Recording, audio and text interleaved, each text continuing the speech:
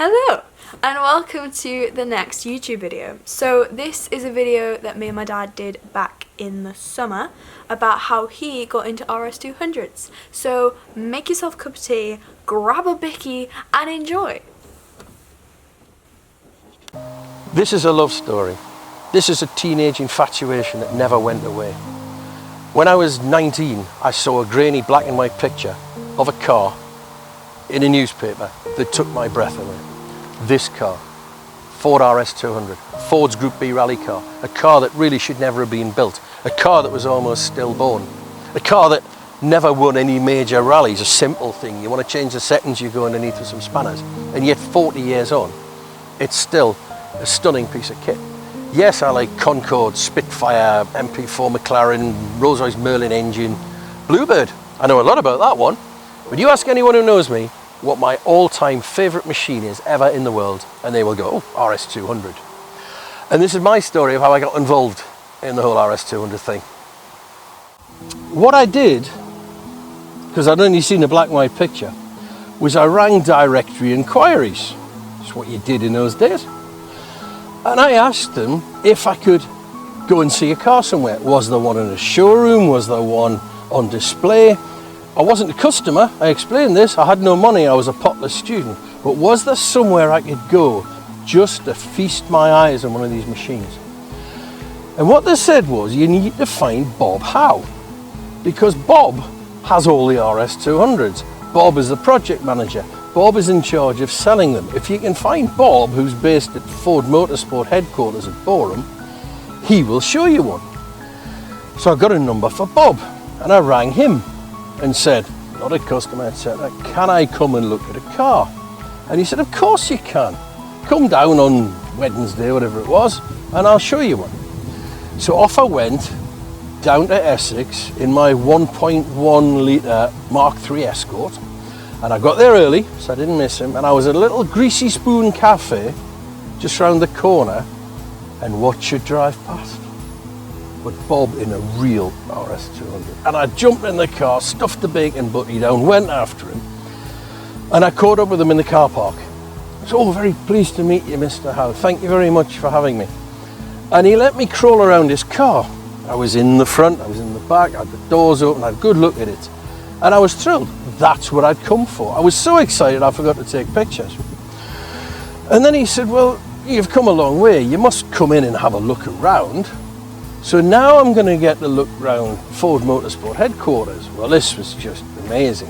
And then we went and we looked in the workshops and the development place and the fabrication shop and a little display of secret stuff. And I remember looking at Bob's wall planner, his year planner thing. And there was loads of famous names on it. I can't remember all of them, but Rod Stewart was on there. Don't know whether he bought a car. And then, because Bob still wasn't finished, he said, come with me. And we went outside and there was another RS200 and he got in the passenger side and he said, strap yourself in. Well, the only reason I could think I was going to be strapped into the driving side of an RS200 is if I'm going to get to drive it, which, I mean, that had never crossed my mind. That had never entered my thoughts. That was just beyond expectation. And yet here we were. So I got strapped in and we went out on the Boreham circuit. Now, I'll never break any lap times, I'll run at a talent first. But with Bob coaching me, I managed to fairly hustle this thing along. And I kept turning into the same 90-degree right-hand bend, and the thing's getting all squirrely and coming unstuck. And I said, Bob, why does it come unstuck in that corner? And he said, well, next time you turn in, have a look at how fast you're going. So next time I turned in, and he's going third gear here, foot to the floor, brake here, yep, turned in, and you can't see any of the instruments from the driving seat. I mean, that's just a luxury that was never fitted.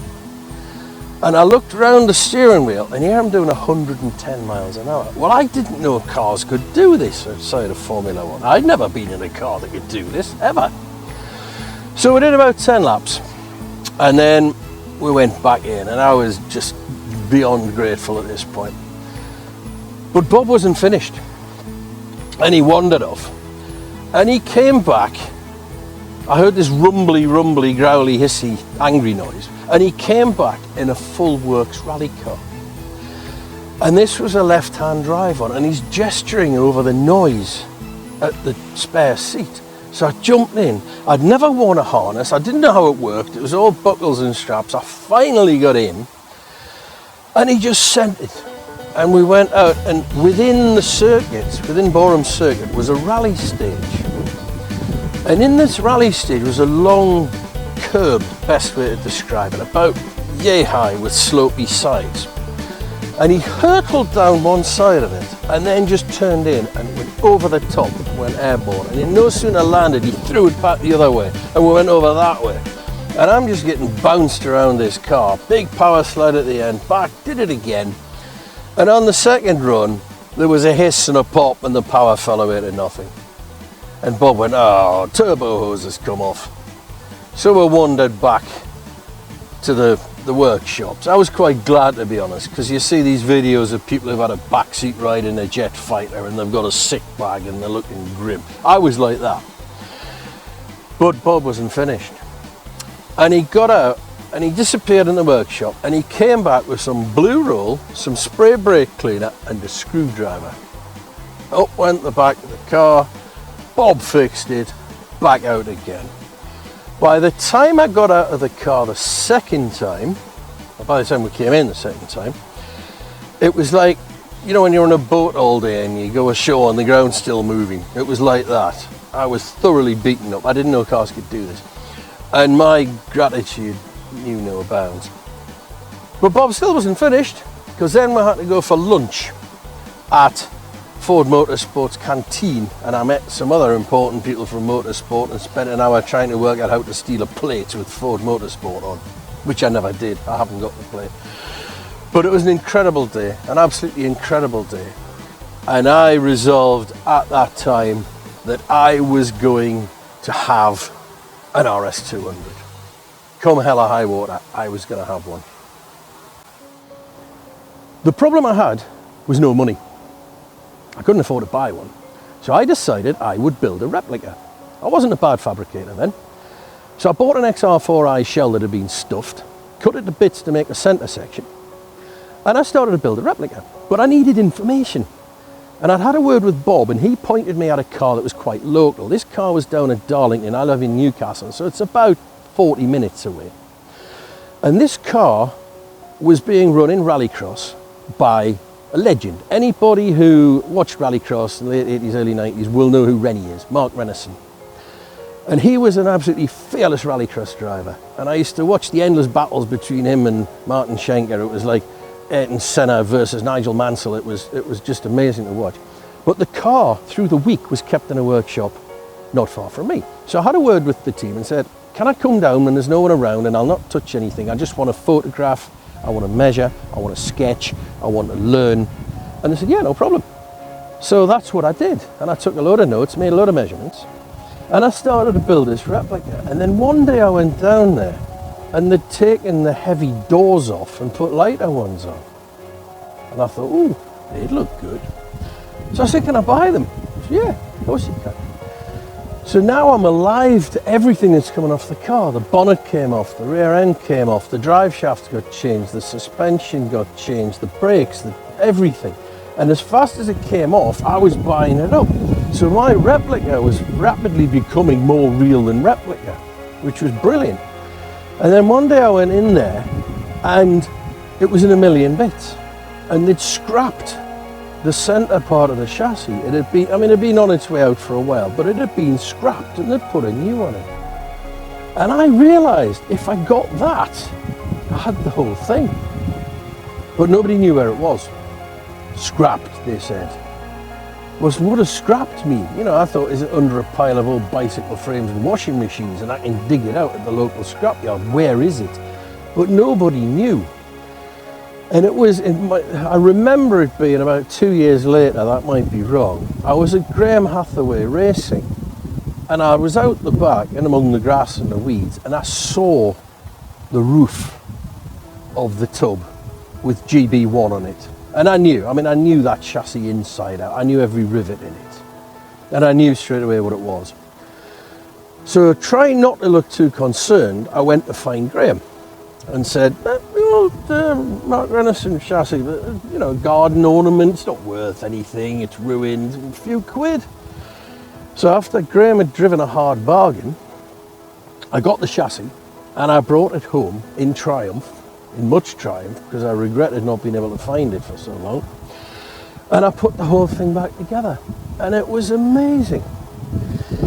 Except it was useless, because the front of the chassis was mashed, it was broken, it was bent, it was creaking and moving around, and I didn't know how to fix it.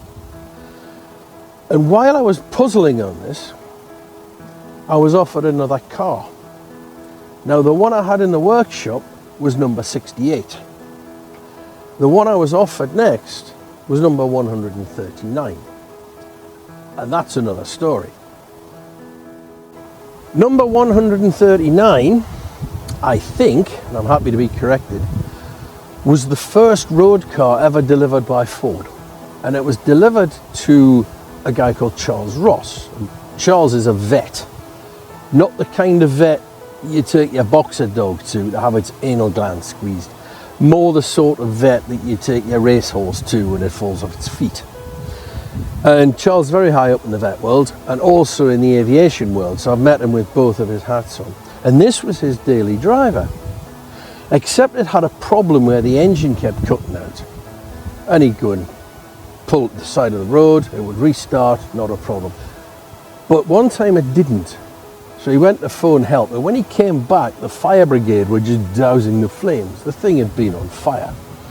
So he'd had enough of it. I mean, he'd really hammered it. Bob said to me once, we didn't so much sell him a car as sponsor him to drive one, because it broke every 5 minutes. So Charles got rid, and I bought it. But I spoke to Bob first and said, look, it needs a lot of work. And he said, don't worry, I'll get you the bits, come to Boreham, we'll get you a chassis out of the hangar on the airfield, we'll chase the pigeons off it, and then you can have a new chassis and away you go. So that's what I decided to do. So number 68, in a million bits, in boxes, put away, I bought 139 and I got a new chassis. I wasn't bothered about the chassis on this one because it was on its second one already. It had been stolen and crashed and put back together, so you know, the original was in the bin a long time ago, so I was happy enough with that. And I set about building the car, but I had a bit of a problem with building it. It was one thing, Bob saying, we'll get you a chassis, but I needed lots of stuff. And I had everything I needed, but it all belonged to 68, and that was sacrosanct, that was ring fenced, that was going nowhere. I wasn't going to start picking at the bits off the other car to fix this one. So I put the word out that I was after some parts, and a guy I knew who bought and sold parts rang me up one day and he said, I found one of the bits you want. Now I give him a list. One of the things I wanted was an intercooler. It's a big air radiator for the back, cools the turbocharger side. And he said, I found a one, it's in a police auction, it's stolen recovered, do you want to make a bid on it? I said, oh yes please, yeah, let's do that. So I made a bid on it. And he rang me up on the Friday and said, right, you've got your intercooler, pal of mine's coming up your way next week, he'll drop it off, square up with him. So, man duly arrives, made him a cup of tea, and he said, right, I'll have me cup of tea and then we'll get all your stuff off my van. And I thought, what do you mean all my stuff off your van? Because it's, you know, it's an intercooler, you pick it up with one hand. So I said, well, I'll tell you what, if you show me what's to come off the van, I'll unload the van. And you can enjoy your cup of tea because you've had a long drive. So he opened the back of the van and here is boxes and boxes and boxes of RS200. And what I'd done unknowingly was buy a lot at the auction, which included an intercooler, but it also included most of the rest of the car. So this meant I now had everything. I had all the parts I needed to put this together. So what I did was, between 1994 and 2005, I built this up quietly in the garage to the highest standard that I could, and then I sent it to Julian Godfrey to finish it, because Julian's built engines and gearboxes for me very good. If you want an engine builder, Julian's very good. He finished it off, and finally in November 2005, I took to the road for the first time in my own RS200. Don't know how many years it was, 22 years since I first drove a one. And that was this one. So that's how all this happened. And it was largely down to one man, my old mate Bob Howe, who I kept in touch with. We're going to be pals. And I kept in touch with him right till the end of his life. And one of my fondest memories of Bob was I phoned him one day, I forget what it was I wanted to talk to him about, but he'd just come back from France on his motorbike with his missus on the back. And at this point he was late 80s, and he was going mad about the spray off the wagons and how uncomfortable it was. And I thought, you know, there's a guy, he was a real inspiration, and he kept me going in all of this, and he kept me right. And Bob, this is for you, mate.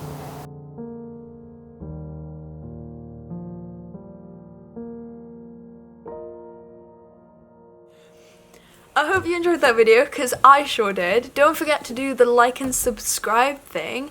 And I was hired for this job because I'm much prettier than him. So I hope you enjoyed, and we'll see you on the next one. Goodbye!